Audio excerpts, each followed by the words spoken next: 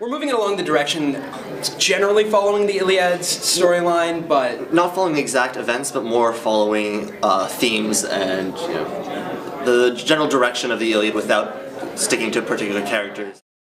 Up to the Greeks to prove their skill in battle, and if they fail and then by consequence fail to win this war, that is fate. There is no way that he would do such an act, yet he has been flip-flopping this entire council. Yet he disrespected him on the seas. Thank you. Way to reply. This is not below Zeus. Zeus has gone down to earth, made himself up, shape-shifted into different animals in order to seduce women on earth. Therefore, I think that we should be looking at this incredibly critically. Aphrodite. Thank you, Honorable Chair.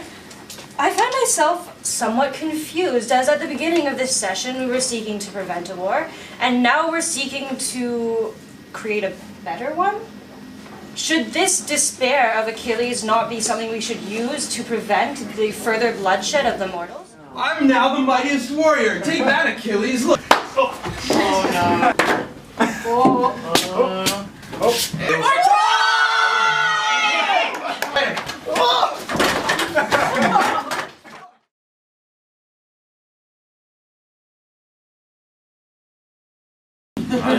Fate is throwing us an event. Paris's hubris continued to grow, greater and greater.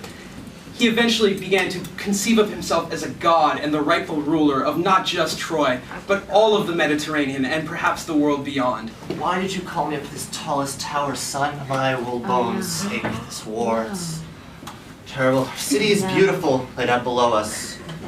And I fear this war brings tears to my eyes when this war is done. Well, Father, Don't do it. No. happily enough, you'll have to cry not much longer. What do you God. mean? No. Hear this, people of Troy.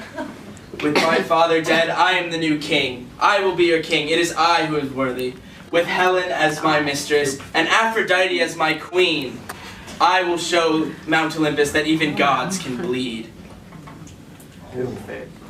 That's a nice line. Yeah, it was. That's a good line. Given Paris all of my love, and all he's done is betray me and leave me for this Aphrodite.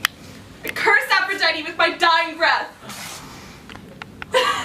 As Helen threw herself from the tallest tower of Troy, plummeting below, the Greeks watched in horror as the reason they started this war just ended up dead. Meanwhile, on the tower, Ares arrives. Paris, your hubris has taken over your mind. You have defied the will of the gods, and you must pay for this. Nay, Ares, it is your hubris that will be your downfall. No! What is this blood? Is this what humans have? What is this? Oh, not again! No! Paris! Use your shield, please. You have overstepped your place with your inappropriate hubris, and you've provoked all the Olympians. I hereby revoke all the powers I've bestowed upon you. No, no, what is this? I remove your bow and your hand. No, I was the most powerful. I was to show Olympus that what I could do. I was to become a god. The price of hubris is always great. And now, for payment for your brother.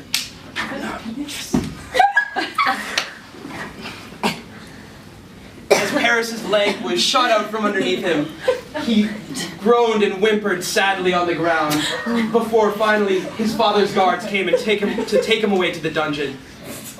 Or he lived away on his own. And that thus ended this chapter of the Iliad.